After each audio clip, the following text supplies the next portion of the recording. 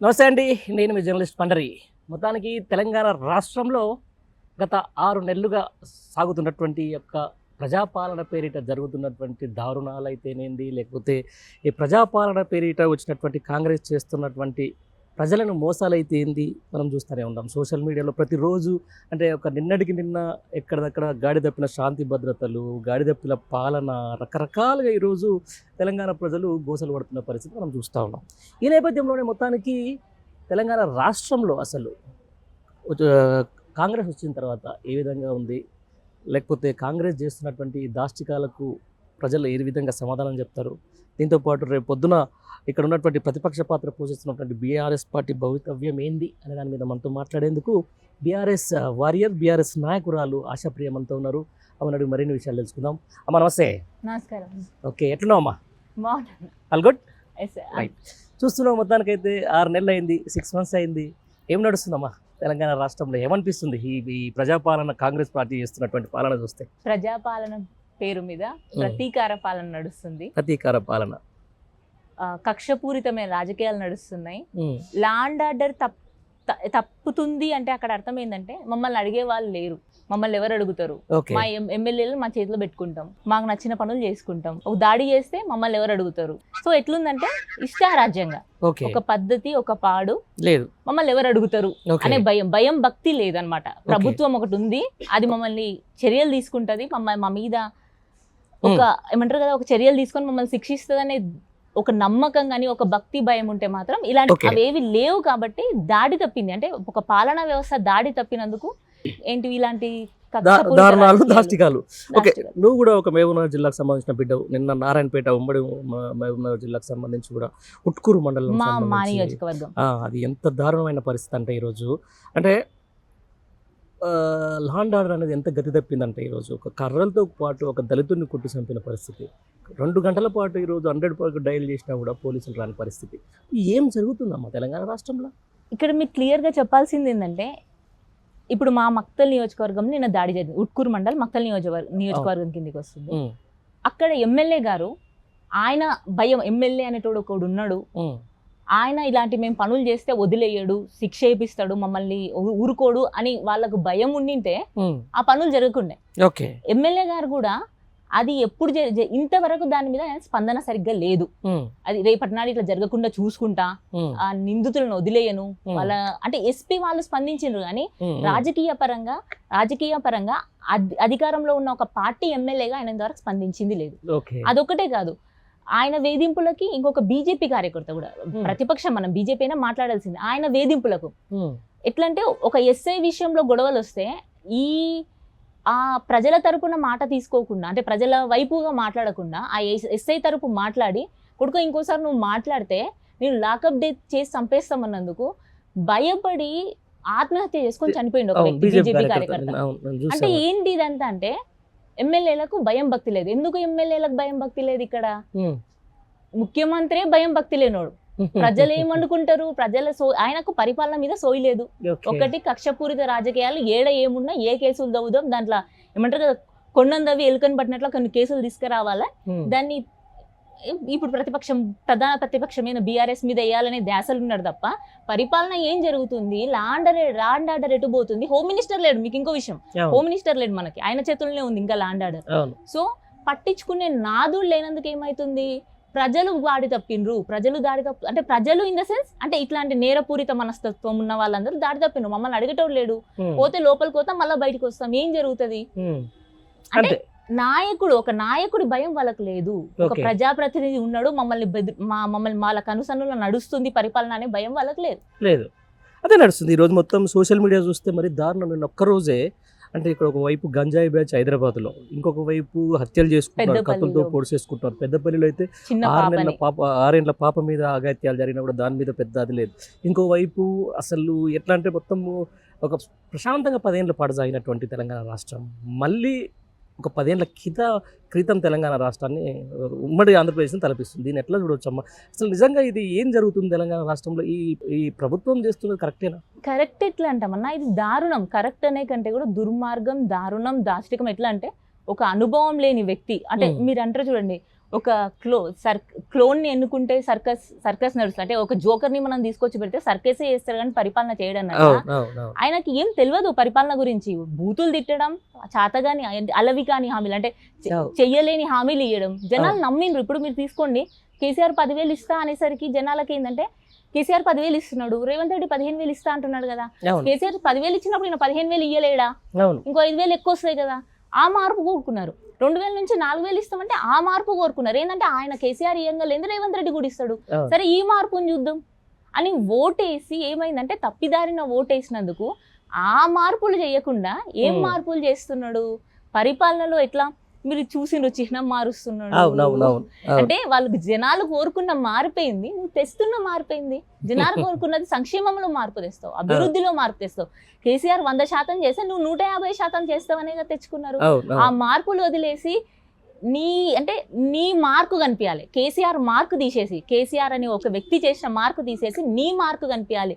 అంటే నీవు కనిపించాలి, నీ పని కనిపించాలి, నీ ఆలోచన నిర్ణయాలు కనిపించాలని చెప్పి ఇలాంటి మార్పులను తీసుకొస్తున్నాడు. సో మీరు ఇక్కడ గమనించాల్సింది ఏంటంటే ఆయన పరిపాలన మీద ఎక్కడా కూడా దృష్టి పెట్టలేదు.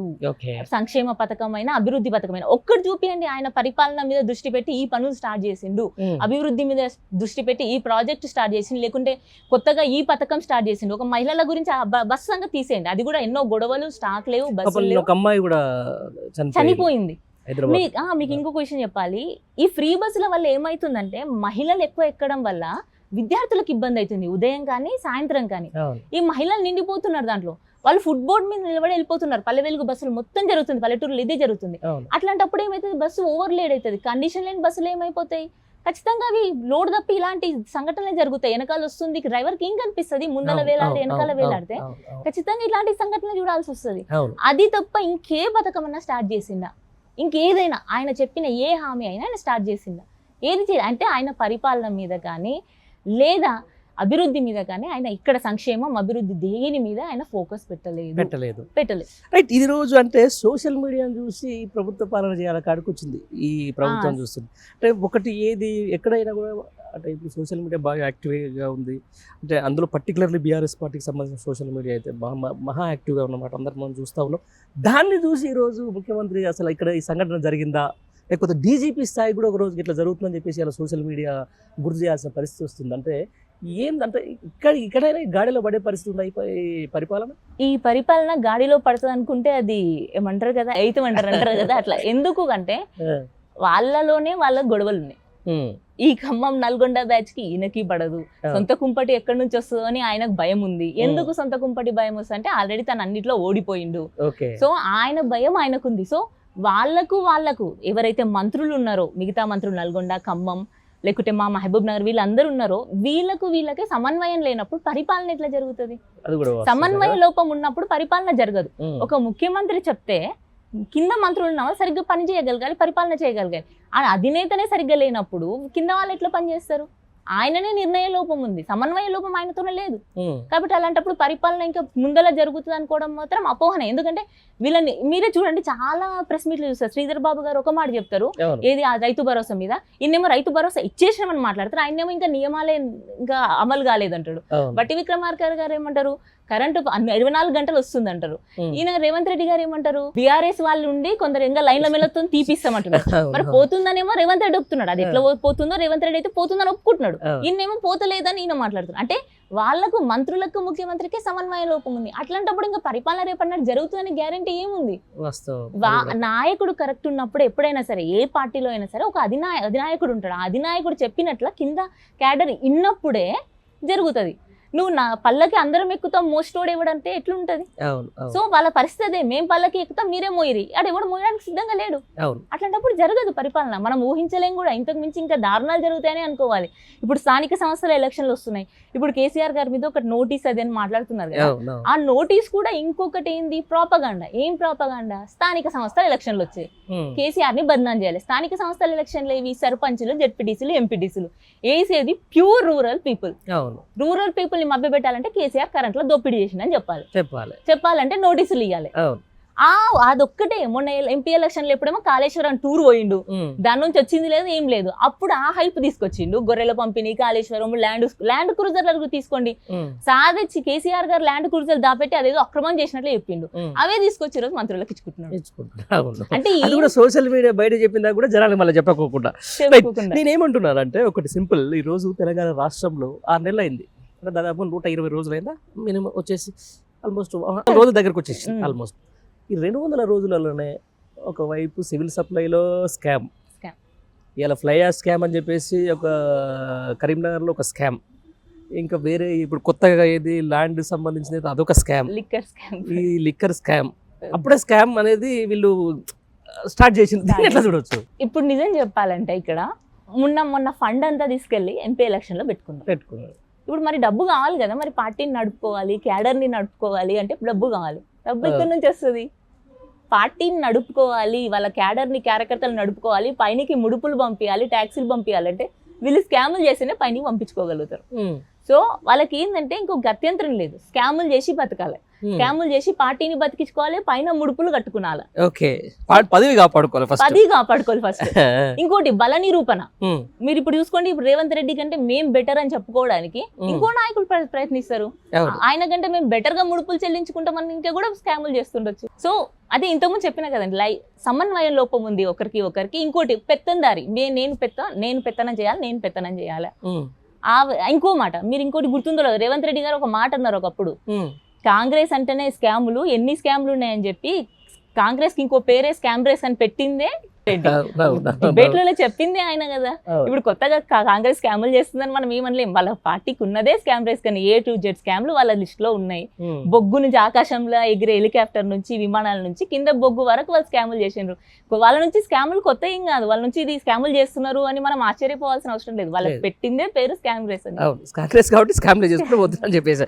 ఓకే అమ్మా, సరే దీంతో పాటు ఈరోజు ఏంటంటే ఒక సమన్వయ లోపం అయితే ఖచ్చితంగా ఉంది, అంటే ప్రభుత్వ యంత్రాంగానికి ఇటు ప్రజాప్రతినిధులకు. దీంట్లో భాగంగా మనం చూసినాం ఈరోజు ఏదైతే ఈ పాఠ్య పుస్తకాలకు సంబంధించి కూడా పేర్లు, అంటే ఒక పేర్లు ఉండడం వల్ల ఇది ప్రజాధనం వృధా అవుతుందని చెప్పేసి కూడా మనం అనుకున్నాం. ఇంతకుముందు నువ్వు అన్నట్టుగా ఏది పేర్ల మార్పిడి వల్ల, లేకపోతే అధికార చిహ్నాల మార్పిడి వల్ల, లేకపోతే తెలంగాణ తల్లి విగ్రహాల మార్పిడి వల్లనో, లేకపోతే గేయాల వల్లనో 3,000 నుంచి 4,000 కోట్లు అక్కడ ప్రజాధనం వృధా అవుతూ ఉంది. ఈరోజు అంటే వీళ్ళ పరిపాలన ఏ స్థాయిలో ఉందని చెప్పుకోవడానికి ఈ పాఠ్య పుస్తకాలు మళ్ళీ వెనక తీసుకోవడానికి ఇదొక, అంటే ఈ సమన్వయ లోపం వల్ల అంటే ప్రజలకు ఇబ్బందిగా, ఖచ్చితంగా ఇబ్బంది అవుతుంది. ప్రజల్లో కూడా కాంగ్రెస్ ఏదో 6 నెలలు వచ్చి పొడిచిందని వాళ్ళు ఏం అనుకోవట్లేదు. మొన్న ఓట్లు కూడా ఏ రకంగా పడ్డాయంటే జాతీయ పార్టీలు అనేది ఒక దాంతోన మొన్న కాంగ్రెస్ కి సమన్వయ లోపం, అంటే మీకు చెప్తున్నా ప్రజల్లో కూడా కాంగ్రెస్ ఏదో మమ్మల్ని ఉద్ధరిస్తానైతే వాళ్ళ ఫీలింగ్ లో లేరు, ఇదైతే ఖచ్చితంగా. ఎందుకంటే వాళ్ళు అనుభవిస్తున్న కష్టాలు వాళ్ళకి తెలుసు కదా.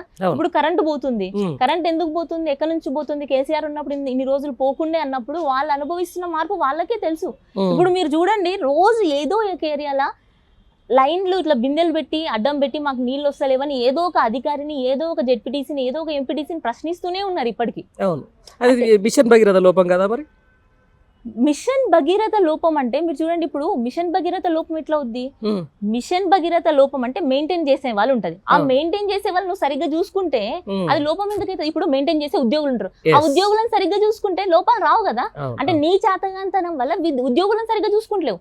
మీరు ఆశా వర్కర్లను చూడండి, గురుకుల టీచర్లను చూడండి, ఇంకో టీచర్ నర్సింగ్ స్టాఫ్ లను చూడండి, ఇంకా రిక్రూట్మెంట్ అయ్యి ఇంకా చేతికి ఇంకా పత్రాలు రాకుండా జాబ్ చేయని వాళ్ళని, వీళ్ళందరినీ చూడండి, వీళ్ళు ఎవరిని సరిగా అయినా చూసుకోవట్లేదు. 1వ తారీఖు జీతాలు ఇస్తున్నాం అన్నోళ్ళు ఈ ముఖ్యమంత్రి ఇంటి ముందర పోయి మరి ఎందుకు జీతాల కోసం, లేకుంటే నియామక పత్రాలు ఇచ్చి కూడా ఇంకా మమ్మల్ని ఉద్యోగాలకు రమ్మనకపోవడం ఏంది, ఇవన్నీ ఎందుకు జరుగుతున్నాయి అంటే వాళ్ళ ఉద్యోగులను కూడా సరిగ్గా చూసుకోవట్లేదు. మీరు మిషన్ భగీరథ ఇంతకుముందు అన్నారు, మిషన్ భగీరథ సార్ ట్యాంకులు కట్టించిండు, పైప్ లైన్స్ వేయించిండు, అంతా అయిపోయింది. కానీ దాన్ని మెయింటైన్ చేసే ఉద్యోగి సరిగ్గా ఉంటేనే కదా నీకు నీళ్ళు వచ్చేది. ఆ ఉద్యోగిని నువ్వు చూసుకుంటలేవు, వాళ్ళకి జీతాలు వస్తున్నాయా, వాళ్ళ పరిస్థితి ఏందని నువ్వు మెయింటైన్ చేస్తు నువ్వు అడిగితే జరిగేది. ఆ విధంగానే నీళ్ళు వస్తలేవు. అంతే. ఈరోజు ఇంత జరిగింది కదా, ఇట్లా అంటే ఈ 6 నెలల పాటు ఈ కాంగ్రెస్ స్కామ్ రేస్నే చూసుకుంటూ ఉన్నారు, పాలన చూసిండ్రు. సరే అటు ఇటు మనం అసెంబ్లీ ఎలక్షన్లో కొంచెం ప్రజలు వీళ్ళు ఇచ్చిన హామీలకు ఏదో ఇన్ఫ్లుయెన్స్ అయ్యి ఓట్లు వేసారని అనుకుందాం. మరి పార్లమెంట్ ఎలక్షన్లో ఏం జరిగింది, ఎవరి లోపం ఉంది? ఈరోజు తెలంగాణ అనేది దేశంలో ఒక అనాథగా నిలిచింది. అంటే అన్ని రాష్ట్రాలకు సంబంధించి అన్ని ప్రాంతీయ పార్టీలు ఈరోజు దేశంలో చక్రం తిప్పుతున్న నేపథ్యంలో ఈరోజు తెలంగాణ ఒక జాతీయ హోదాలో ఒక దేశం ముందు ఒక అనాథగా నిలిచింది. కనీసం ఎలాంటి రిప్రజెంటేషన్ లేదు ఇక్కడ. రేపు పొద్దున ఈ రాష్ట్రం గురించి మాట్లాడతారు. ఇక్కడ గెలిచిన 8 మంది కాంగ్రెస్ వాళ్ళు ప్రతిపక్షంలో ఉంటారు, గెలిచిన 8 మంది బీజేపీ వాళ్ళు రేపు మంత్రి పదవులు తీసుకొని వాళ్ళు ఏదో తిప్పుకుంటూ తిరుగుతూ ఉంటారు. అసలు ఎవరు క్వశ్చన్ చేయాలి, ఎవరు దీన్ని పరిష్కరించాలి? అసలు ఎందుకు ప్రజలు ఈ నిర్ణయం తీసుకున్నారు? ఎందుకు ప్రజలు బీఆర్ఎస్ వైపు నిలబడకపోయారు? ప్రజలు బీఆర్ఎస్ వైపు నిలబడలేదు అనే కంటే కూడా ఒక ప్రాపగండా చాలా పెద్ద ఎత్తున నడిచింది. ఏంటంటే ఒకటి మీకు మొదటిగా చెప్పాల్సింది, కాంగ్రెస్ కు పడిన ఓట్లని కూడా నేను చూసిన వరకు మైనార్టీ ఓట్లు పడ్డాయి. వాళ్ళకి ఎక్కువ శాతం అంత మెజారిటీ రావడానికి కూడా సాలిడ్ అక్కడ మళ్ళిండ్రు. మైనార్టీ వర్గాలన్నీ అక్కడ మళ్ళినాయి. సో వాళ్ళ ఓట్ పర్సెంటేజ్ మొత్తం అక్కడ వెళ్ళింది. ఎందుకు వాళ్ళు కూడా అంటే పొరపాటున మా క్యాండిడేట్ సెకండ్ ప్లేస్ లో కాంగ్రెస్ ఉండి బీజేపీ గెలిచే పరిస్థితి వస్తే మా ఓట్లు పడకుంటే కాంగ్రెస్ గెలవదేమో, సో దేశంలో కాంగ్రెస్ రావాలని మైనారిటీ వాళ్ళందరూ అక్కడ మొగ్గు చూపి అక్కడ వేసేసిండ్రు. ఇంతగానో అదే మైనార్టీల గురించి మాట్లాడుతున్నాం మనం. మైనార్టీలకు బీఆర్ఎస్ పార్టీ చేసిన దానికంటే ఇంకెవరైనా చేసిరా? వాళ్ళకు తోఫాలు ఇచ్చేసి, వాళ్ళ రంజాన్కి సంబంధించింది ఇచ్చేసి, వాళ్ళకు మంచి గురుకులాలు కట్టించేసి, వాళ్ళకు మంచి ఏది స్వెరో సంబంధించిన అవి ఉంటాయి కదా, దాని మైనార్టీ స్కూల్ కట్టించేసిన వాళ్ళు ఈరోజు మళ్ళీ కూడా ఎందుకు కాంగ్రెస్ వైపు మళ్ళీ అంటున్నా? వాళ్ళు ఒక మాట ఏమన్నారంటే ఇది జాతీయ ఎన్నికలు, మనం ఇంకొక బలమైన ప్రచారం జరిగేది ఉండే చెప్తా మీకు. ఇవి జాతీయ ఎన్నికలు. కేసీఆర్ గారు గెలిచినా కూడా మొన్న చంద్రబాబు నాయుడు చక్రం తిప్పినట్లు మన వాళ్ళు చక్రం తిప్పుతారని ఇక్కడ గట్టిగా ప్రచారం జరిగినా సార్కు పడి ఉండేవి, ఖచ్చితంగా పడి ఉండేవి, కేసీఆర్ గారికి పడి ఉండేవి. కానీ ఇక్కడ ప్రచారం ఏం జరిగిందంటే మన తెలంగాణ నుంచి మనం మెజార్టీ సీట్లు ఇస్తే అంటే కాంగ్రెస్ పైన అధికారంలోకి వస్తుందేమో, వస్తే మా మైనార్టీలకు అస్తిత్వం ఉంటుంది. బీజేపీ వస్తే మళ్ళీ, ఎందుకంటే మనం మోడీ గారి వాక్యాలు చూసేసినాం ముస్లింల రిజర్వేషన్ల గురించి ఎట్లా మాట్లాడి, సో వాళ్ళకి ఇంకా భయం పుట్టుకుంది. కేసీఆర్ గారికి వెయ్యాలన్నా కూడా వాళ్ళు ఒకటే ఆలోచన చేసిండ్రు, కేసీఆర్ గారికి ఇప్పుడు వేసినా లాభం లేదు, ఎమ్మెల్యే ఎలక్షన్లు ఇప్పుడు పెట్టమనంటే మళ్ళీ వేస్తాం. ఈ టాక్ మీరు ఎవరిని అడిగినా చెప్తారు ఎమ్మెల్యే ఎలక్షన్లు వస్తే సార్కే వేస్తాం మేము. కానీ ఈ ఎలక్షన్లు మాత్రం కాంగ్రెస్ బీజేపీ చేసిన ప్రాపగండా ఏంటంటే కాంగ్రెస్ని రానియొద్దు, కాంగ్రెస్ని రానిస్తే మీ మైనార్టీలకు అస్తిత్వం ఉండదు అని వాళ్ళు కాంగ్రెస్ వాళ్ళు గట్టిగా చేసేసరికి వాళ్ళు భయపడిపోయినరు. సో ఇక్కడ ఇంకో పొరపాటు ఏం జరిగిందంటే బీఆర్ఎస్ ప్రత్యామ్నాయం బీజేపీకి అనేది గట్టిగా ప్రచారం చేయలేకపోయింది. అంటారు ఖచ్చితంగా. దీంతో పాటు ఒక విమర్శ కూడా ఉంది, అంటే కింది స్థాయిలో క్షేత్రస్థాయిలో కేసీఆర్ గారికి సంబంధించిన ఏదైతే బస్సు యాత్రకు వచ్చినటువంటి విశేష స్పందనకు సంబంధించి జనంలో తీసుకుపోవడానికి క్షేత్రస్థాయిలో ఉన్న కార్యకర్తలు కొంచెం అలసత్వం వహించారు అనే దాని మీద ఉన్నది. అంటే మీలాంటి వాళ్ళు ఉన్నారు, సోషల్ మీడియా వారియర్స్ ఉన్నారు, మీరు కూడా ప్రతిసారి కూడా చెప్పుకుంటూ వస్తున్నారు. కింది స్థాయి లీడర్లు మాత్రం ఇంకా కూడా ప్రజల వద్దకు, అంటే కేసీఆర్ చేసిన మేలు ఈరోజు కాంగ్రెస్ చేస్తున్నటువంటి దాష్టికాలు సరిగ్గా తీసుకోలేకపోతున్నది అనే దాని మీద ఒక విమర్శ ఏమంటుంది? దానికి ఎలా చెప్పాలంటే కార్యకర్తలు పని చేసలేరు అని మనం అనలేము, కానీ అవతల కార్యకర్తలు చేసినంత గట్టిగా పని చేయట్లేదు. నేను కూడా గదే అంటున్నా. అంత వాళ్ళు చేసిండ్రు. నాకు తెలిసి నాయకుడికి కార్యకర్తకి మధ్య డైరెక్ట్ సంబంధం ఉన్న రోజు ఖచ్చితంగా కార్యకర్త బలపడతాడు, ఇంకా ముందుకు దూసుకెళ్తాడు. ఇప్పుడు మీకు విషయం చెప్తా. అందరు ఏమంటున్నారంటే పార్టీ 0 అయిపోయింది, మీరు పూర్తిగా మనలో కలిసిపోయిండ్రు అనే లెక్కన మాట్లాడుతున్నారు. ఎవ్వరూ మనలో కలిసిపోలే. ఆ పైన ఉన్న అధినేత కేసీఆర్ గారు బాధ్యత ఇచ్చి సైగ చేస్తే ఏమంటారు కదా, ఉడుకుతున్న రక్తం ఉన్న యువత ఉరుకులాడడానికి రెడీగా ఉన్నారు. అంటే అధినేత బాధ్యత ఇచ్చి సైగ చేసి మీరు చూసుకోండి రా అంటే ఏ పదవి లేకుండా చేయడానికి కార్యకర్తలు సిద్ధంగా ఉన్నారు. అధినేత పిలుపు కొరకు ఎదురు చూస్తున్నారు. మరి అన్ని పదవులు ఉన్న నాయకులు ఏం చేస్తున్నారు? నాయకుల గురించి కొత్తగా చెప్తామా? వాళ్ళు ఎక్కడ బరువు ఉంటే అక్కడ తూగుతారు వాళ్ళు. అంతేనా? వాళ్ళు ఎక్కడ బరువు. ఇంత అవకాశం ఇచ్చి వాళ్ళకి ఎమ్మెల్యేలు చేసి వాళ్ళ పిల్లలకు ఎంపీ టికెట్లు ఇచ్చి అంతా చేసినా కూడా మరి ఇక్కడ నుంచి ఏదో మళ్ళీ చెప్తే మనం తప్పైద్దు వాళ్ళకి డబ్బులు కూడా ఇచ్చిరని చెప్పేసి అది వస్తుంది. వాళ్ళు తీసుకపోయి ఈరోజు మళ్ళీ వేరే పార్టీ నుంచి వాళ్ళ ఎంపీలో గెలిచాడు నిలబడతా ఉన్నారు. అట్లాంటి వాళ్ళ గురించి ఏం చెప్తారు? వాళ్ళని చూసి యువత ఏం నేర్చుకోవాలి? అదే చెప్తున్నానన్న, వ్యాపారస్తులు వ్యాపారమే ఆలోచిస్తారు. అధికారంలో ఉన్నప్పుడు ఈడ వ్యాపారం బాగా నడిచింది, ఇది అధికారంలో లేదు. మరి వ్యాపారం నడవాలంటే మళ్ళీ అధికారంలో ఉన్న దగ్గరికి వెళ్ళాలి కదా. అంతే రాజకీయ నాయకులు ఇప్పుడు ఎవరైతే సెకండ్ క్యాడర్ థర్డ్ క్యాడర్ ఉంటారో మాక్సిమం ఆఫ్ పీపుల్ అధికారం అనేది ఒక వ్యాపారంగా చూసుకుంటున్నారు. ఎక్కడ అధికారం ఉంటే అక్కడ వ్యాపారం నడుస్తుంది, అక్కడ పోతారు. ఈరోజు తెరాసల వ్యాపారం అయిపోయింది, సో ఇప్పుడు అక్కడ వెళ్తున్నారు. అయిపోయిందా మొత్తం వ్యాపారం? వ్యాపారం మళ్ళీ భవిష్యత్తులో మళ్ళీ వ్యాపారం వచ్చింది అనుకో, సరే నువ్వు అన్నట్టు దాని వీళ్ళు వ్యాపారం వలసలు వాళ్ళ- కట్టుకొని వస్తారు వస్తారా? ఖచ్చితంగా వస్తే వలసలు తీసుకుంటే జనం మళ్ళీ యాక్సెప్ట్ చేస్తారా? యాక్సెప్ట్ చేయరు, జనాలే యాక్సెప్ట్ చేస్తారు సార్. ఇక్కడ జనాలదన్నా జనాల నాడిని మనం పట్టలేం. ఈ రోజు నీలాంటి లీడర్లు తయారైతా ఉన్నారు. ఇప్పుడు నీలాంటి లీడర్లు ఎంతో మందిని తయారు చేసిన ఘనత బీఆర్ఎస్ పార్టీకి Yes, దక్కుతా yes. ఉంది. మీతో పాటుగా చాలా మంది లీడర్లకు ఇక్కడ ఉపాధి కల్పించిన ఘనత కూడా బీఆర్ఎస్ పార్టీకి దక్కుతుంది. ఖచ్చితంగా ఈ రోజు అదే ఉపాధి కల్పించినటువంటి లీడర్లంతా కూడా అంతే పార్టీలలో పదవులు అనిపించిన లీడర్లంతా కూడా ఈ రోజు బీఆర్ఎస్ పార్టీ వదిలిపెట్టి పోతా ఉన్నారు. మీలాంటి యువకులు మాత్రం ఇంకా పార్టీని అట్టు పెట్టుకునే ఉన్నారు. మీకు పదవులు రావాలి, రేపు పొద్దున మీరు కూడా ప్రజాప్రతినిధులు కావాలన్నప్పుడు వాళ్ళు లేకపోతే మీకు అవకాశం వస్తాయి. ఖచ్చితంగా మళ్ళీ వాళ్ళు వస్తా అంటే మీరు ఏం చేస్తారో చెప్పాలి నాకు. ఇది అందరికి చెప్పాల్సింది, ఎందుకంటే మొత్తం యావత్ బీఆర్ఎస్ క్యాడర్కు కొత్తగా బీఆర్ఎస్ పార్టీలోకి వస్తున్నటువంటి యువతకు చెప్పాల్సిన మాట. ఇక్కడ 2 మాటలన్నా.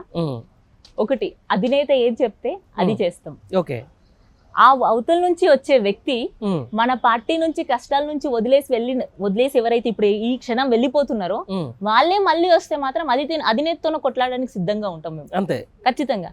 వాళ్ళు మిమ్మల్ని వదిలేసి వెళ్ళిపోయినరు, మేము పట్టుకొని ఇన్ని రోజులు కూర్చున్నాం. అధికారంలో ఉన్నప్పుడు ఎవరైనా ఉంటారు, కష్టకాలం ఉన్నప్పుడే కదా అసలు కదా. అదే అడుగుతాం, మేము ఇన్ని రోజులు కష్టపడి నష్టాలకు తిట్లు తిన్నామా, ఇంకా అవమానాలు పడ్డామా, క్షేత్రస్థాయిలో ఏం జరిగిందో మాకు జరిగింది, మీరు మళ్ళీ వాళ్ళని తీసుకుంటారంటే అన్యాయం అని చెప్పి అధినేతతో కొట్లాడతాం. బయట ఎవరితో మాట్లాడకుండా అధినేతతో అయితే ఖచ్చితంగా కొట్లాడతాం. ఇది కరెక్ట్ కాదు సార్, వాళ్ళు మనల్ని ముంచిపోయినరు, మీరు కష్టాలు ఉన్నప్పుడు మేము మాలాంటి కార్యకర్తలు కష్టాలు ఉన్నప్పుడు మమ్మల్ని పట్టించుకోకుండా ముంచిపోయినరు, మళ్ళీ వాళ్ళని మీరు ఎలా తీసుకుంటారు అని అయితే ఖచ్చితంగా మా అధినేతతో మేమైతే ఖచ్చితంగా గొడవ పడతాం. కానీ అధినేత ఫైనల్ ఏది చెప్తే అది వింటాం. అదే మళ్ళీ డిప్లొమాటిక్ ఆన్సర్ చెప్తున్నాను. సరే అయినా ఓకే. నేను ఏమంటే సింపుల్ లాజిక్, ఈ రోజు తెలంగాణలో బీఆర్ఎస్ పార్టీ పరిస్థితి కొంచెం అనిశ్చితిగానే ఉన్న పరిస్థితి వాస్తవం. అంటే ఈ రోజు అంటే ఎందుకంటే మనకు అసెంబ్లీలో కొంచెం పరాభవం జరిగింది, ఆ తర్వాత పార్లమెంట్ ఎలక్షన్లో చాలా జీరో స్థాయికి వచ్చేసిండ్రు. రైట్, క్యాడర్ లేదంటే కూడా బ్రహ్మాండంగా క్యాడర్ కనిపిస్తూ ఉంది. కేసీఆర్ రోడ్ షోలు చేస్తే విపరీతమైన జనం వచ్చిండ్రు. ఇదే ఇప్పుడున్నటువంటి ముఖ్యమంత్రి మీటింగ్ పెడితే దాంట్లో సగం మంది కూడా రాలేదు. మనకు ఓట్లు మాత్రం అక్కడ షేర్ అయిపోయింది.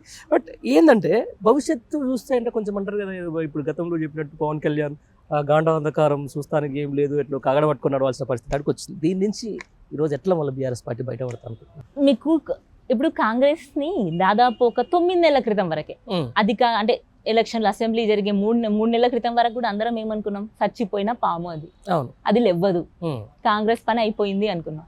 3 నెలల్లో కాంగ్రెస్ తిరిగి వచ్చి గద్దెనెక్కింది కదా. రేపు అక్కడ ఆంధ్రాలో టీడీపీ కూడా అట్నే ఉంది. టీడీపీ 23 స్థానాలకు పడిపోయింది. ఆయన వయసు అయిపోయింది, ఆయన ఇంకే అయిపోతాడు, నాశనం అయిపోయింది టీడీపీ అన్నారు. కానీ ఎలా వచ్చాడు, ఒక సునామీ లెక్క వచ్చింది. రేవంత్ రెడ్డి సునామీ లెక్క రాకుండా కాంగ్రెస్ పార్టీ అయితే వచ్చింది. సో ఇక్కడ మనం ఏం అర్థం చేసుకోవాలి అంటే, ఏ పార్టీ అయినా అది బీఆర్ఎస్ కావచ్చు, కాంగ్రెస్ కావచ్చు, బీజేపీ కావచ్చు, చావు అంటూ ఉండదు పార్టీకి, అది నాశనం కావడం అంటూ ఉండదు. ప్రజలు ఈ రోజు ప్రజలు బీఆర్ఎస్ వైపు మార్పు కోరి, బీఆర్ఎస్ నుంచి మార్పు కోరి, ఓ రకంగా ఏదో రకమైన మార్పు కోరి కాంగ్రెస్ ని ఎన్నుకున్నారు. ఇదే కాంగ్రెస్ నుంచి మార్పు కావాలనుకున్నప్పుడు వాళ్ళకు ప్రత్యామ్నాయం కల్పించాలి కదా. ఎవరు కనిపిస్తారు? ఈ దక్షిణాది రాష్ట్రాల్లో బీజేపీకి పట్టుందని ఎవరు చెప్పరు. అసెంబ్లీ ఎన్నికలు వచ్చే వరకు వాళ్ళకు పట్టుండదు. వాళ్ళకి ఇంకా ప్రత్యామ్నాయం కనిపించేది ఎవరు? One and only BRS. ఒక బీఆర్ఎస్ తోనే ఏముంది నెక్స్ట్ ఎలక్షన్లకు చెప్పుకొని పోనీకంటే 10 ఏళ్ళు చేసిన అభివృద్ధి ఉంది. 10 ఏళ్ళు మేము ఏం చేసినామో సగర్వంగా చెప్పుకొని పోయే శక్తి మాకుంది. ఈ 5 ఏళ్ళు మేము పోరాడతాం. మీరు ఏదైతే మార్పు కోరుకున్నారో ఆ మార్పుని వాళ్ళకి తెలియజేస్తాం. మీరు కోరుకున్న మార్పు మీకు ఎంత మూల్యాన్ని చెల్లించింది, మీరు ఎంత కష్టాలు పడ్డారు, మీరు ఎంత నష్టపోయినారు, ఎంత అనుభవించింది అనేది ప్రజలకు అర్థమయ్యేలా చేస్తాం.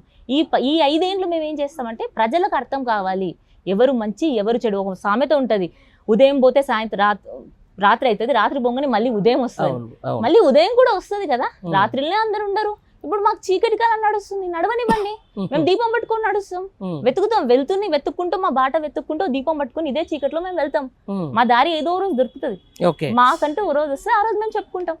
ఇదే విషయంలో ఈ రోజు బీఆర్ఎస్ పార్టీకి సంబంధించిన ఓటమికి ఎవరైతే ఈ కొత్తగా వచ్చిన ఓటర్లని కొంచెం ఇన్ఫ్లుయెన్స్ చేయలేకపోయిండ్రు, ఎందుకంటే మేము 80s కిడ్ కాబట్టి మాకు తెలుసు తెలంగాణ ఉద్యమం ఎట్లా వచ్చిందో, కాంగ్రెస్ పరిపాలనలో మేము ఎంత సఫర్ అయినామో, మా మదర్ ఫాదర్ ఎంత సఫర్ అయినామో మాకు తెలుసు. నువ్వు 80s kid 90s kid? 90s kid. Okay, నేను 90s కిడ్ కాబట్టి నీకు కూడా కొంచెం ఐడియా ఉంటుంది. కానీ ఎవరైతే ఈ తెలంగాణ ఉద్యమం ఎడ్యుకేషన్ తర్వాత వచ్చిన వాళ్ళు ఉన్నారో, అంటే తెలంగాణ ఉద్యమం చూడని కొత్త ఓటర్లు ఉన్నారో, వాళ్ళందరూ ఈ వాట్సాప్ రీల్స్ చూసి, లేకపోతే ఈ వాట్సాప్ సంబంధించిన జై శ్రీరామ్ అని చెప్పేసి, లేకపోతే 3 రంగుల జెండా బట్టి అని చెప్పేసి వాళ్ళకి ఇదంతా కేసీఆర్ గారు చేసిన ఉద్యమం గురించి తెలియకపోవడం ఒక ఎత్తు. ఆ తర్వాత గతంలో ఏదైతే ఈ కాంగ్రెస్ చేసినటువంటి ఈ కాంగ్రెస్ పరిపాలనలో ఉమ్మడి రాష్ట్రంలో పడ్డ కష్టాల గురించి చాలా మందికి తెలియకపోవడం వల్ల ఈరోజు బాగా ఇన్ఫ్లుయెన్స్ అయ్యిండ్రు. ఇప్పుడు వాళ్ళని అసలు తెలంగాణ ఎందుకు తెచ్చుకోవాల్సి వచ్చింది, ఈరోజు తెలంగాణకి ఏం చేసిందని చెప్పాల్సిన బాధ్యత ఈరోజు మనలాంటి యువత మీద ఉంది. ఎట్లా ముందుకు పోతారు దాన్ని అన్న? ఇప్పుడు స్వాతంత్రం తెచ్చుకున్నామని తెలుసు, కానీ స్వతంత్రం కోసం ఎంత పోరాడినాం అనేది చాలా మందికి తెలియదు. ఎందుకంటే మనం పాఠ్య పుస్తకాల్లో ఉంది, సినిమాలు ఉన్నాయి కాబట్టి మనం తెలుసుకోగలుగుతున్నాం. అవును. ఇప్పుడు కేసీఆర్ గారు చేసిన త్యాగం కానీ 14 ఏళ్ళ పోరాటం కానీ మళ్ళీ బీఆర్ఎస్ఏ చెప్పుకోవాలి. బీఆర్ఎస్ఏ దాన్ని ప్రజల్లోకి తీసుకెళ్ళాలి. ముఖ్యంగా ప్రజలకు తెలుసు, యువతకు తీసుకెళ్ళాలి. ఎవరైతే 2001 తర్వాత పుట్టిన కిడ్స్ ఉంటారో 21-22 ఇయర్స్ కొత్తగా ఓటు వచ్చిన వాళ్ళకు తెలియదు కేసీఆర్ సార్ ఎన్ని కష్టాలు పడ్డాడు, ఇదే ఇప్పుడున్న కాంగ్రెస్ ఎన్ని అవమానాలు చేసింది.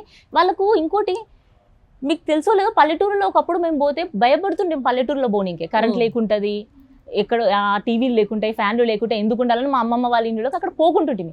ఈ కిడ్స్ కాక ఆ విషయం తెలియదు. ఇప్పుడు హ్యాపీగా వాళ్ళ అమ్మమ్మ వాళ్ళ ఇంట్లోకి పోయి అన్ని అనుభవించిండ్రు. వీళ్ళు ఏంటంటే అభివృద్ధి ఫలాలు అనుభవించిండ్రు కాబట్టి గతం తెలియదు ఎన్ని కష్టాలు పడ్డామని. సో ఆ కష్టాన్ని ఎదిరించి బాగు చేసిన కేసీఆర్ గురించి కూడా మనం చెప్పుకోవాలన్నా. ఇప్పుడు 1969లో ఏం జరిగింది, తర్వాత ఎట్ల నీరు గారిపోయింది, అప్పుడు ఎందుకు అమ్ముడు పోయిండ్రు, తెలంగాణ ఉద్యమాన్ని ఎందుకు అమ్మేసిండ్రు, మరి చెన్నారెడ్డి గారు కావచ్చు, ఇంకో 10 మంది కావచ్చు, ఎవరైనా కావచ్చు, వాళ్ళు ఎందుకు అమ్మేసిండ్రు, తర్వాత కేసీఆర్ ఏం చేసిండ్రు, 14 ఏళ్ళు ఎవరితో పోరాడిండ్రు, ఎన్ని అవమానాలు తీసుకున్నా చెప్పే బాధ్యత ముఖ్యంగా మా బీఆర్ఎస్ మీద ఉంది, మా బీఆర్ఎస్ కార్యకర్తల మీద ఉంది, మా నాయకుల మీద ఉంది. మేము ఖచ్చితంగా దాన్ని తీసుకుపోగలిగితేనే ఈ ఓట్లను గ్రాప్ చేసుకుంటాం. ఇప్పుడే కాదు, ఇంకో 5 ఏళ్ళ, ఇప్పుడు 15 ఏళ్ళ పిల్లలు ఇంకా 20 ఏళ్ళకి వస్తారు, అప్పుడు ఇంకా ఓటకు పెరుగుతుంది, ఇంకో 5 ఏళ్ళ ఎలక్షన్. సో యువతను టార్గెట్ చేసుకుంటూ పోవాలి. యువత ఏ మాధ్యమాన్ని ఎక్కువ చూస్తున్నారు, నాకు తెలిసినంత వరకు ఇన్స్టాగ్రామ్ వాళ్ళు ఎక్కువగా వాడేది ఈ కాలం యువత, యూట్యూబ్. వీటిని మెరుగుపరుచుకొని సార్ కేసీఆర్ గురించి చెప్తేనే, తెలంగాణ పార్టీ ఆవిర్భావ చరిత్ర చెప్తేనే వాళ్ళకి అర్థమవుతుంది. ఈ రోజు ఇక్కడ ఉన్నటువంటి ప్రభుత్వం అంతా కూడా సోషల్ మీడియా రాజకీయం చేస్తుంది, సోషల్ మీడియా ఇన్ఫ్లుయెన్స్ చేస్తుంది అని చెప్పేసి, రేపు పొద్దున ఈ ప్రమాదం వస్తుందని చెప్పేసి కేసీఆర్ ఆనవాళ్ళు లేకుండా నేను తెలంగాణ నుంచి తోడు చేస్తా అనే దాని మీద ఒకటి చేస్తూ ఉంటాం. అదే చెప్పుకుంటాం కదా మనం. అసలు ఇలా సోషల్ మీడియా వచ్చిన వార్తను చూసి వాళ్ళు ఇలా ప్రభుత్వం తీసుకోవాల్సిన పరిస్థితి వచ్చిందని చెప్పేసి వాళ్ళు ఒక 5 years ముందే ఉండి అసలు ఈ చరిత్ర పుటల నుంచి కేసీఆర్ అనే పేరును తొలిచేస్తా, దాంట్లో భాగంగా ఈ మార్పులు చేస్తా అనేది వస్తూ ఉంది. దీన్ని ఎట్లా ఎదుర్కొంటారా మరి? కేసీఆర్ ఆనవాళ్ళు బుక్లో పేరు తీసేస్తే, శిలాఫలకాల మీద పేర్లు తీసేస్తే, లేదా ఏదో వెబ్సైట్లలో కూడా తీసేసిండు కదా గత చరిత్ర, అవి తీసేస్తే సంబంధించిన మొత్తం వీడియోలో లేపేశారు. తీసేస్తే పోతుందా సార్? ఇప్పుడు నేనున్నా కేసీఆర్ ఆనవాళ్ళు తీసేస్తామని మాట్లాడుతున్నారు. కేసీఆర్ ఆనవాళ్ళు నేను కాదా? కేసీఆర్ పార్టీల నుంచి వచ్చిన నేను కూడా కదా. నేను నాలాంటి కార్యకర్తలు లక్షల్లో ఉన్నారు. మేమందరం కేసీఆర్ ఆనవాళ్ళం కాదా?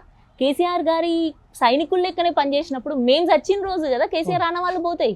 సరే, కాళేశ్వరం ప్రాజెక్ట్ ఇవన్నీ కూడా పక్కన పెడదాం. నాలాంటి సైనికులు పోరాడుతున్నంత కాలం కేసీఆర్ ఆనవాళ్ళు ఎట్లా తీసేస్తారు?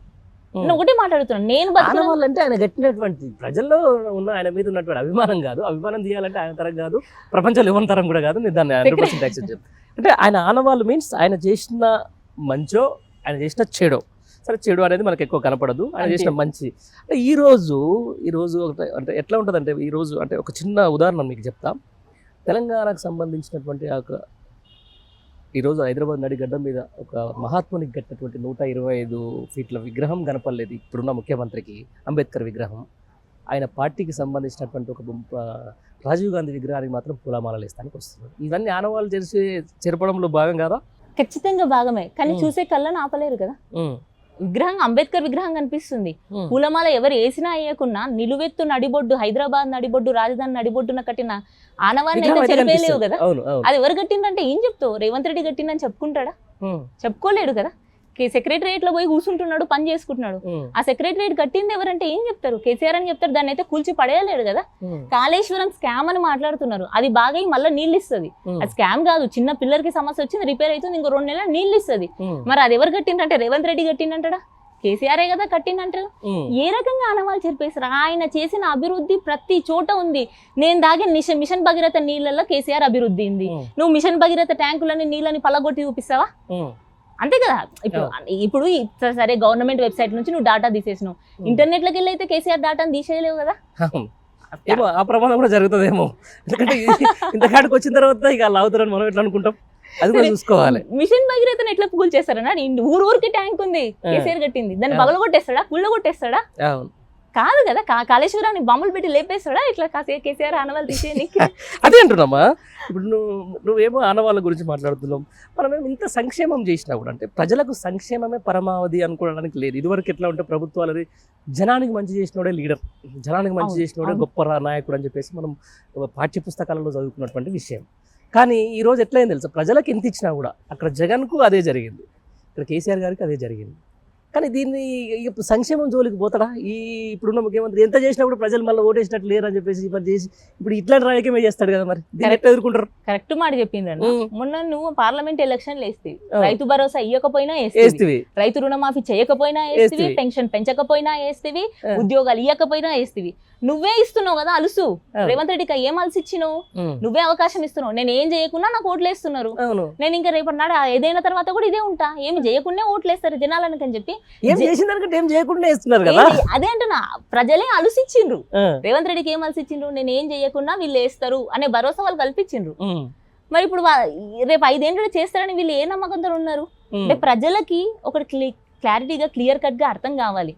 మీరు ఓటేసే కొద్దీ ఇప్పుడు స్థానిక సంస్థలు కూడా వస్తున్నాయి, మళ్ళీ నువ్వు దాంట్లో వేసినావు అనుకో ఇంకా అలుసు అయిపోతుంది రేవంత్ రెడ్డికి. నేను ఏం చేయకున్నా నాకు ఓట్లు వేస్తారు. అవును, అదే అంటే ఏం చేసింది, ఇంత చేసిన తర్వాత కేసీఆర్కి ఏం చేసినా అంటున్నా. అంటే నేను అంటే చాలా మంది దగ్గరలో ఉన్నటువంటి క్వశ్చన్స్ యాజ్ ఏ జర్నలిస్ట్ గా నేను అడుగుతున్నా. అది ఇంత సంక్షేమం చేసిన తర్వాత కూడా ఇంత అసలు నీ ఇంట్లో కూర్చుంటే నీకు రైతు బంధు పడుతుంది, నువ్వు ఇంట్లో వస్తే నీకు పింఛన్లు వస్తాయి. ఇక్కడ అదే జగన్ అయితే నీకు ఇంట్లో నీకు వాలంటీర్ వచ్చి నీకు ఇచ్చిపోతాడు, నీకు వాలంటీర్ అవన్నీ చేస్తాడు. వాళ్ళని జనం నమ్మలే. బట్ ఈరోజు సరే ప్రతిపక్షానికి ఇచ్చిండ్రు. ఈ 6 నెలలు అంటే దాదాపుగా అసలు ఒక బడ్జెట్కు సగం. ఖచ్చితంగా 6 నెలలు అనేది చాలా కీలకమైన సమయం. సరే ఎలక్షన్లు ఉండొచ్చు, ఎలక్షన్ అడవిళ్ళు ఉండొచ్చు, పార్టీ, కానీ పాలన మాత్రం గాడి తప్పొద్దు కదా. తప్పదు. అది మాత్రం ప్రజలకు రావాల్సిందే కదా. 100 రోజులు అనేది చెప్పేసి ఇదే ప్రభుత్వం పెట్టింది కదా. ఏంది హామీలు, 6 గ్యారెంటీలు, ఈ రోజు ఆగస్టు 15 దాకా వెళ్ళిపోయింది. రుణమాఫీ జరుగుతుందో, తర్వాత రుణమాఫీ జరుగుతుందని చెప్పేసి ఒకవైపు అంటున్నారు, ఇంకో వైపు కామారెడ్డి దగ్గర సంగారెడ్డి దగ్గర ఇక్కడ పోయి డైరెక్ట్ రైతుల భూములో జెండాలు వాడుతున్నారు. ఇది ఎట్లా చూడొచ్చామో మరి. అదే కదన్నా చెప్పిన, అలసిచ్చిండ్రు జనాలు, ఓటేసి మరి అలసిచ్చిండ్రు. జనాలు తప్పడతావా మరి? జనాల తప్పని కాదన్నా, వాళ్ళు ఒక మాయలో ఉన్నారు. ఇంకా అచ్చా, ఆ మాయని, ఆ భ్రమల్ని ఎవరు తొలగించాలి? వాళ్ళ అనుభవమే వాళ్ళకి తొలగిస్తుంది. అంతే. అందులో మరి మన బీఆర్ఎస్ పార్టీకి సంబంధించిన సోషల్ మీడియా ఏం చేస్తుంది, మీరేం చేస్తారు అన్న? మేము ప్రతి క్షణం వాళ్ళు ఓటేసిండ్రు, మొన్న మాకు పార్లమెంట్లో సరే మాకు పూర్తి మెజారిటీ ఇవ్వలేదు, సరే ఇయ్యలేదు అనుకుందాం, 2 జాతీయ పార్టీలకే ఇచ్చిండ్రు. అయినంత మారన్నా మేము మా పోటీ ఆగదు. ఎందుకు ఆగదంటే 10 ఏళ్ళు మాకు అధికారం ఇచ్చిండ్రు, 10 ఏళ్ళు మమ్మల్ని గద్దెనెక్కిచ్చిండ్రు, 10 ఏళ్ళు మాకు అధికారం ఇచ్చి వాళ్ళని పాలించిన జనాలను మేము ఇచ్చిపెట్టాం. ప్రతి క్షణం ఏ ఇష్యూ జరిగినా మమ్మల్ని నమ్మి ఓటేయకున్నా వాళ్ళ పక్షాన మాత్రం మేము ఖచ్చితంగా నిలబడతాం. ఏ ఇష్యూ అయినా సరే, అది చిన్నది కావచ్చు, నీళ్ళ ట్యాంకులో నీళ్లు రాకపోయడం నుంచి కాళేశ్వరం నుంచి నీళ్ళు ఇడిపించే వరకు కావచ్చు, ఇంకా ఎంత పెద్ద సమస్య అయినా వాళ్ళ తరపున మా సోషల్ మీడియా కావచ్చు, మా గ్రౌండ్ నాయకులు కావచ్చు, ఇంకా ఉన్నారు ఆ గ్రౌండ్ నాయకులు కావచ్చు, మేమందరం కుట్లాడతాం వాళ్ళ తరపున.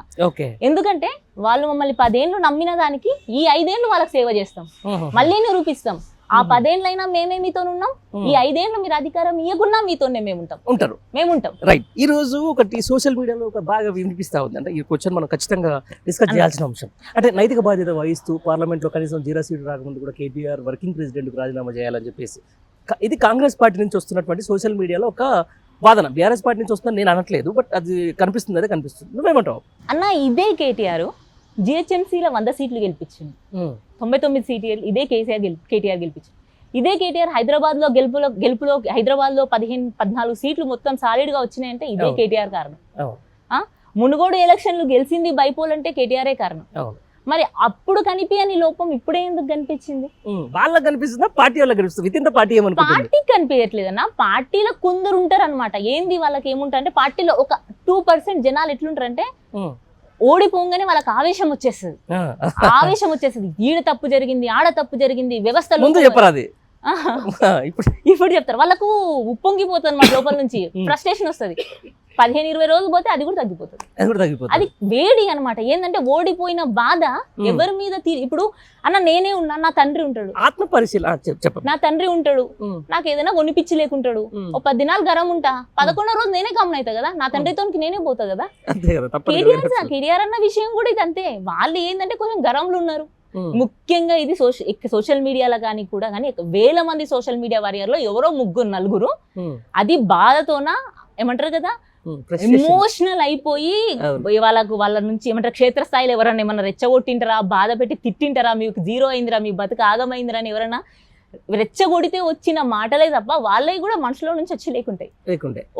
ఒక నెల పోతే ఆ కోపం తగ్గిపోతుంది. ఓకే, అంటే ఇదే ఉద్యమకారులకు సంబంధించి చాలా వరకు అంటే నేను ఈ 6 months గ్యాప్లో నేను చూస్తున్నప్పుడు అంటే అధికారం పోయిన తర్వాత చాలామంది ఉద్యమకారులు నేను కలిసిన చాలామందితో కూడా మాట్లాడిన సందర్భం వాళ్ళు ఏమంటారంటే సరిగా మాకు దక్కాల్సిన గౌరవం దక్కలేదు అంటే నేను అప్పుడే చెప్పినారు ఈరోజు దేశమే అబ్బురపడేలాగా తెలంగాణ నడిబొడున మీకు అమరవీరుల స్తూపం కట్టిండ్రు, ఆ తర్వాత మీకు కుటుంబాలకు ఉద్యోగాలు ఇచ్చిండ్రు, లేకపోతే మీకు కొంచెం ఆర్థిక సాయం చేసినంటే చాలా తక్కువ మందికే వచ్చినాయి. చాలామంది ఇలా ఉద్యమకారులు ఇంకా అసలు కనీసం మాకు న్యాయం దక్కలేదని చెప్పేసి మీకు ఇట్లాంటి క్షేత్రస్థాయిలో ఏమైనా పరిశీలనకు వచ్చిందా?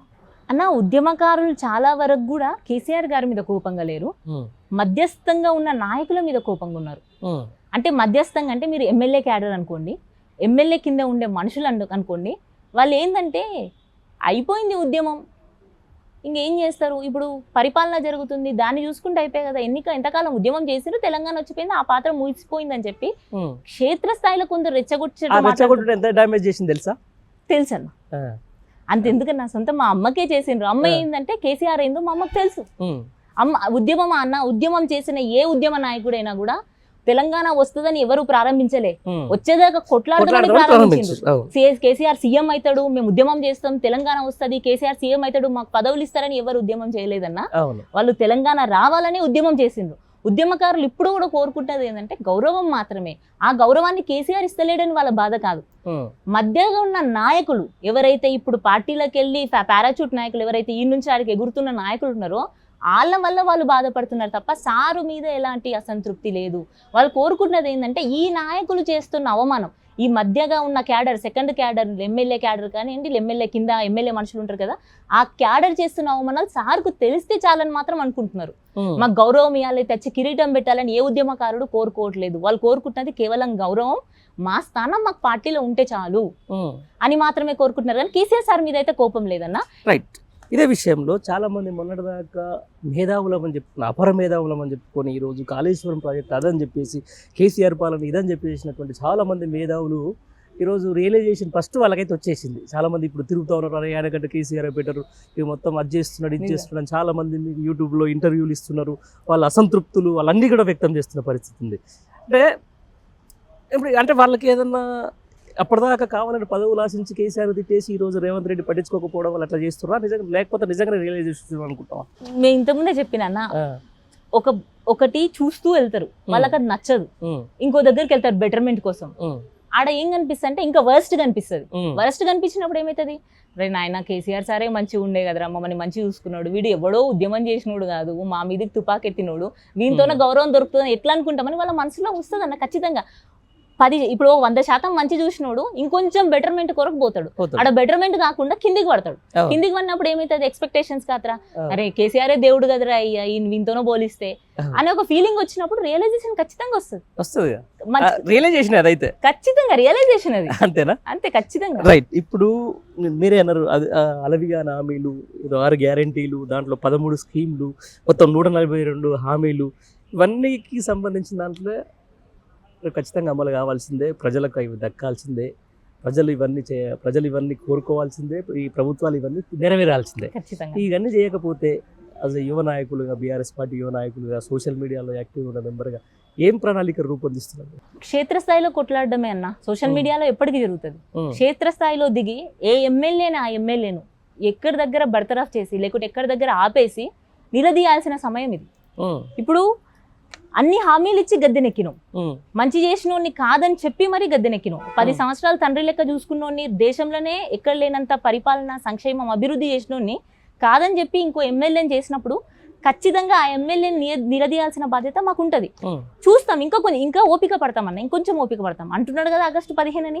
సరే August 15 కూడా తీసుకోపోయి August 15 నుంచి December January అప్పుడు ఊరుకోం కదన్న. పోయి బరాబర్ నిలదీసేదే ఏ ఎమ్మెల్యే ఇంటికాడ ఆ ఎమ్మెల్యే. ఇప్పుడు నాది మక్తల్, ఇప్పుడు నువ్వు మక్తలే అమ్మా, నువ్వు నిలదీస్తా అంటున్నావు. ఈరోజు ప్రశ్నిస్తే దాడులు, లేకపోతే వాళ్ళ కార్యకర్తల మీద అత్యాయత్నాలు చాలా జరుగుతూ ఉన్నాయి, చూస్తూనే ఉన్నావు.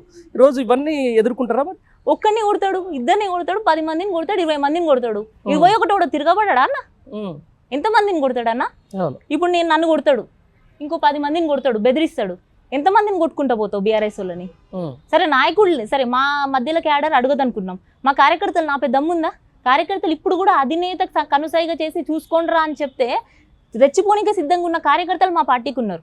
మీరు అందరు ఏమనుకుంటున్నారు? పార్టీ ఏమీ లేదు, ఎవడు గతి లేడని మీరు అనుకుంటున్నారు. బలమైన పునాది మాకుంది కార్యకర్తల రూపంలో. నాయకుడు మమ్మల్ని మోసం చేసిండొచ్చు కాక, మా కార్యకర్తలు, నాలాంటి కార్యకర్తలు పార్టీని మోసం చెయ్యరు. మా అధినేత సై అంటే ఎవడైతే కొట్టిండో వాడిని 10 మందితో కొట్టే శక్తి మాకుంది. మేము పోవట్లేదు ఈ దాడులకి. వాడెవడో ఒక్కడిని చంపితే అన్న, ఇప్పుడు కూడా చెప్తున్నాను, 10 మందిని చంపుతావు, 11కి రెచ్చిపోయి వాడు తిరిగి వాడు ఎదురుపోయి చంపితే ఏం చేస్తావు? ఎన్ని రోజులు చేయగలుగుతావు నువ్వు? దాడులు, కేసులు, ప్రశ్నలు. సరే నేను ఓ మాట అంట, నన్ను తీసుకుపోయి కేసు పెట్టి జైలు వేస్తావు, ఎన్ని దినాలు పెడతావు? పెడితే 3 నెలలు కదా. ఆ తర్వాత ఎంతటోనికైనా కేసు బయటికి రావాల్సిందే. మర్డర్ చేసినోడు కూడా 3 నెలల్లో బయటకు వస్తాడు. అంతకు మించి నువ్వు నన్ను ఏం చేయగలుగుతావు? కేసు పెడతావు, చంపుతావు, గంతే. నువ్వు ఒక వ్యవస్థనైతే చంపలేవు కదా, వ్యక్తిని చంపగలుగుతావు, వ్యవస్థను నువ్వు చంపలేవు. కాబట్టి మమ్మల్ని ఆపలేరన్నా. ఈ కేసులు, ఈ దాడులు, చంపుకాలు దేంతోన కూడా మమ్మల్ని ఆపలేరు. భయపడేది లేదు, భయపడము, బెదురుకోము. ఇవన్నీ ఉద్యమం అన్న. ఇంకోటన్నా, ఉద్యమంలో చేసి వచ్చినామన్నా. నేను లేకుండొచ్చు, నాకు అప్పుడు నేను ఉద్యమం జరుగుతున్నప్పుడు ఇంటర్ డిగ్రీ ఫస్ట్ ఇయర్ వరకే అయిపోయింది.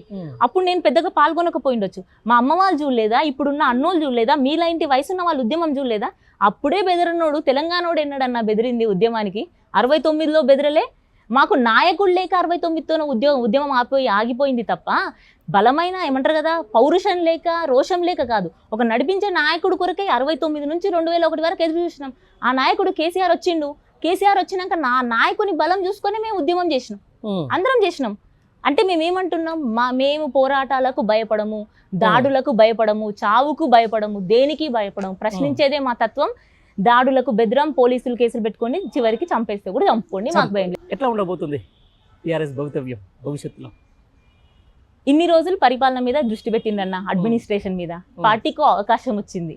పార్టీని పూర్తి స్థాయిలో ఏమంటారు కదా, క్షేత్రస్థాయి నుంచి పూర్తిగా పునర్నిర్మాణం చేసుకునే ఒక అవకాశం, నిజం చెప్పాలంటే ఒక బంగారు అవకాశం. ఈ 5 ఏళ్ళు మాకు పార్టీని పూర్తి స్థాయిలో బలపరుచుకొని తిరుగులేని 5 ఏళ్ళు బ్రేక్ అన్నమాట, స్టెప్ వచ్చింది.